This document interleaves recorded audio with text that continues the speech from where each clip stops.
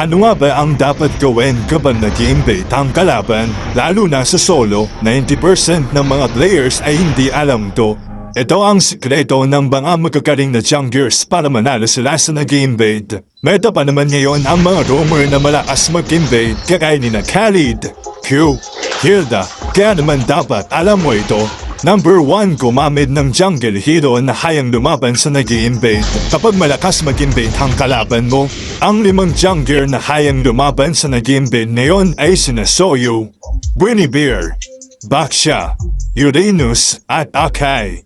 Number 2, gamitin mong advantage ang bow. Pagka-start ng game, wag ka munang magpapakita. Baka kasi dumiretso yung kalaban sa'yo. Pag lumabas na yung buff at hakihin mo muna ito ng basic ata, wag ka muna mag-i-skill. At kapag lumapit na yung kalaban, saka ka man-skill para makatanggap din siya ng damage. Sobrang importante din ang positioning. Lagi mong tatandaan na mas malakas ang damage ng purple buff.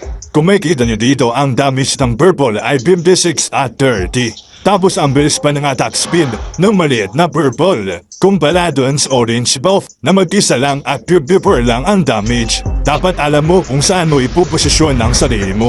Hindi ka dapat mapangkitnaan ng buff at noong kalaban. Ang gagawin mo, hahayaan mo na atakihin yung kalaban ng purple buff mismo.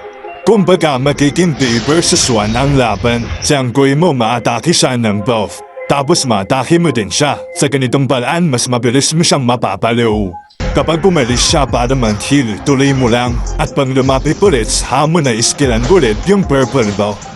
I-focus mo lang yung atake sa kalaban, lalo na kung single target lang yung hero mo. At kapag yung 5 hero na nabanggit ko yung gamit mo, ay may chance ka na manalo sa nag-i-invade. Kung kayang lumaban ng hero mo, magandang pumesto sa purple buff kasi mas malapit ito sa mid lane para makarespo agad yung hampe mo.